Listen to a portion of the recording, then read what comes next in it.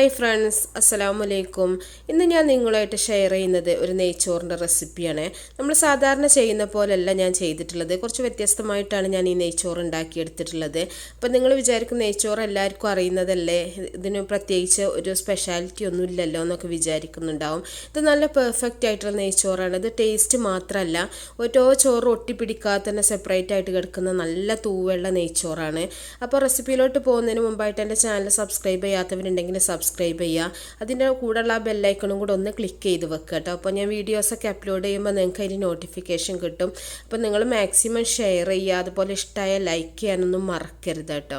അപ്പോൾ ഷെയർ ചെയ്ത് സപ്പോർട്ട് ചെയ്യുക, എല്ലാവരും എല്ലാ വീഡിയോസും കണ്ട് നോക്കുക.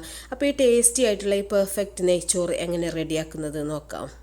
ആദ്യം തന്നെ നമുക്ക് 1 കിലോ ജീരകശാലൻ്റെ റൈസ് എടുത്തിട്ട് നന്നായിട്ട് കഴുകിയിട്ട് വെള്ളം വാരാൻ വേണ്ടിയിട്ട് വെക്കാം. ഇത് നമ്മൾ വെള്ളത്തിൽ കുതിർത്ത് വെക്കണില്ല. ഇനി നമുക്ക് ചോറുണ്ടാക്കാൻ വേണ്ടി ഒരു പാത്രം അടുപ്പത്ത് വെച്ചിട്ട് അതിലേക്ക് ഞാൻ ഒരു 3 ടേബിൾ സ്പൂൺ നെയ്യ് ഇട്ട് കൊടുക്കുന്നുണ്ട്. ഞാൻ 6 kg നെയ്യിലാണ് ചെയ്യുന്നത്. അപ്പം നിങ്ങൾ ഏത് നെയ്യാണ് യൂസ് ചെയ്യുന്നതിനനുസരിച്ചിട്ട് ചെയ്യുക കേട്ടോ. 6 kg കുറച്ചുകൂടി ടേസ്റ്റാണ്. ഇതിലേക്ക് ഒരു ഉള്ളി അരിഞ്ഞത് ഞാൻ ഇട്ട് കൊടുക്കുന്നുണ്ട്. ഞാൻ 1 കിലോ അരിക്ക് 1 ഉള്ളിയാണ് എടുത്തിട്ടുള്ളത്. ഈ ഉള്ളി നമുക്ക് ചെറിയ തീയിലിട്ടിട്ട് ഒന്ന് വഴറ്റി കൊടുക്കാം. ഉള്ളി ഒരുപാട് മൂപ്പിച്ചെടുക്കരുത്. അപ്പോൾ ഉള്ളിൻ്റെ കളർ ചേഞ്ച് വന്നിട്ടുണ്ടെങ്കിൽ നെയ്ച്ചോറും കളറ് മാറും. ഇതിലേക്കൊരു കഷ്ണം പട്ട ഇട്ടിട്ടുണ്ട്, അതുപോലെ ഒരു 4 ഏലക്ക ഇട്ട് കൊടുത്തിട്ടുണ്ട്, ഒരു 4 ഗ്രാമ്പു. ഇത്രയും ഗരം മസാല മാത്രമാണ് ഞാൻ ചേർക്കുന്നത്. ഗരം മസാല കൂടിപ്പോയിട്ടുണ്ടെങ്കിൽ നെയ്ച്ചോറിന് ഗരം മസാലൻ്റെ ഓവർ ടേസ്റ്റ് ആവും. ഇതിലേക്ക് കുറച്ച് കറിവേപ്പിലയും കൂടെ ഇട്ട് കൊടുക്കുന്നുണ്ട്. കറിവേപ്പില നെയ്ച്ചോറിൽ ഇടുകയാണെങ്കിൽ നല്ല ടേസ്റ്റാണ് നെയ്ച്ചോറിന്. ഇട്ട് നോക്കിയിട്ടുള്ളവർക്ക് അറിയാൻ പറ്റും. ഇനി ഇതിലേക്ക് നമ്മൾ കഴുകി വെച്ചിട്ടുള്ള അരിയാണ്. ഇത് നമ്മൾ വെള്ളത്തിലിട്ട് കുതിർത്ത് വെക്കാൻ ഇല്ല കേട്ടോ. അത് നമ്മൾ അരി റോസ്റ്റ് ചെയ്യാൻ വേണ്ടിയിട്ടാണ്. അപ്പോൾ നമ്മൾ നേരെ കഴുകിയിട്ട് വെള്ളം വാരാൻ വേണ്ടിയിട്ട് വെക്കുക. അപ്പോൾ നമ്മൾ വെള്ളമൊക്കെ നന്നായിട്ട് വാർന്നിട്ടുണ്ട്. ഇനി ഇത് നമുക്ക് ചെറുതായിട്ടൊന്ന് റോസ്റ്റ് ചെയ്തെടുക്കണം. ഈ അരിയിലേക്ക് നമ്മുടെ ഉള്ളിൻ്റെയും നെയ്യിൻ്റെയും അതുപോലെ തന്നെ ഗരം മസാലൻ്റെ ഒക്കെ ഫ്ലേവർ പിടിക്കൂട്ടും. അങ്ങനെ ചെയ്യുകയാണെങ്കിൽ നല്ലൊരു സ്മെല്ല് വരും. അരി റോസ്റ്റ് ചെയ്യുന്ന സമയത്ത് തന്നെ നല്ലൊരു നെയ്ച്ചോറിൻ്റെ സ്മെല്ലാണ്. അപ്പോൾ ഒരിക്കലും നിങ്ങൾ പട്ട ഗ്രാമ്പു ഏലക്കൊന്നും ഒരുപാട് അങ്ങോട്ട് ഇട്ട് കൊടുക്കരുത്. അപ്പോൾ നെയ്ച്ചോറിന് ഗരം മസാലൻ്റെ ആ ഒരു കുത്തൽ മാത്രമാവും. നന്നായിട്ടിങ്ങനെ നമ്മുടെ ഇതിലിങ്ങനെ ഒരു സൗണ്ട് കേൾക്കാൻ പറ്റും, പാത്രത്തിൽ അരി വീഴുന്നൊരു സൗണ്ട്. ആ സൗണ്ട് വരുന്നവരെ നമുക്കൊന്ന് റോസ്റ്റാക്കി എടുക്കാം.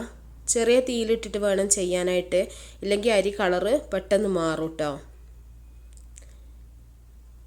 ഇത്രയും മതി നമുക്ക്. അരി കളർ മാറിയിട്ടുണ്ടെങ്കിൽ നെയ്ച്ചോറിൻ്റെ കളർ മൊത്തം മാറും. അരി ഉള്ളിയൊന്നും കളർ മാറാൻ പാടില്ല, എന്നാലേ നമുക്ക് വെള്ള നെയ്ച്ചോറ് തന്നെ കിട്ടുള്ളൂ.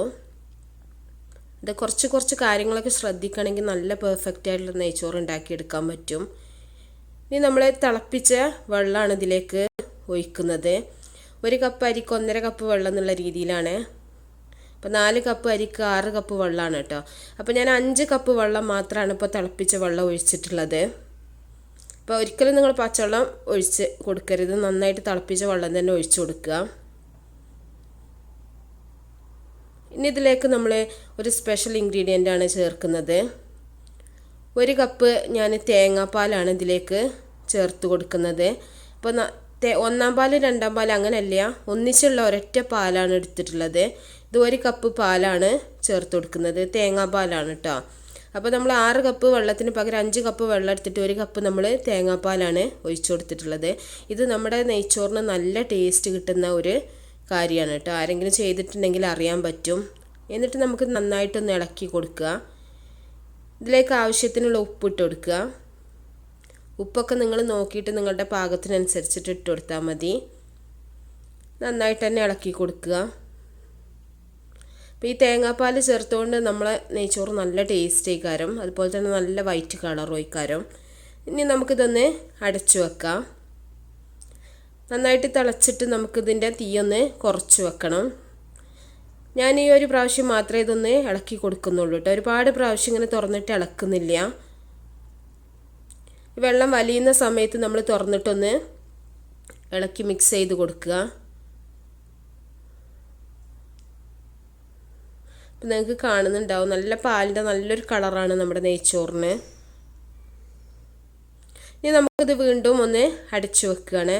ഇങ്ങനെ അടച്ചു വെച്ചിട്ട് നമ്മൾ വളരെ തീ കുറച്ചിട്ടാണ് വെക്കേണ്ടത്.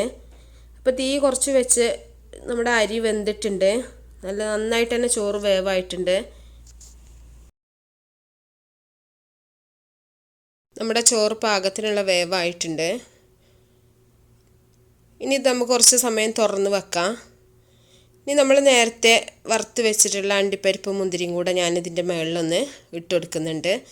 ഇതിൻ്റെ മുകളിൽ വേണമെങ്കിൽ നിങ്ങൾക്ക് ഉള്ളി വറുത്തിട്ട് അത് വേണമെങ്കിൽ ഇട്ട് കൊടുക്കുക. ഇഷ്ടമുള്ളവരാണെങ്കിൽ അതിങ്ങനെ ചെയ്താൽ മതി, ഒരു ഭംഗിക്ക് വേണ്ടിയിട്ട് മാത്രം. അപ്പോൾ നല്ല പെർഫെക്റ്റ് ആയിട്ടുള്ള നല്ലൊരു നെയ്ച്ചോറ് ഇവിടെ റെഡി ആയിട്ടുണ്ട്. ഇതുപോലെ നിങ്ങൾ ഉണ്ടാക്കി നോക്കുകയാണെങ്കിൽ നിങ്ങൾക്ക് നല്ല ടേസ്റ്റി ആയിട്ടുള്ളൊരു നെയ്ച്ചോറ് കഴിക്കാൻ പറ്റും. അപ്പോൾ നല്ല റെസിപ്പികളൊക്കെ ആയിട്ട് അടുത്തൊരു വീഡിയോയിൽ കാണാം ഇൻഷാ അല്ലാഹ്.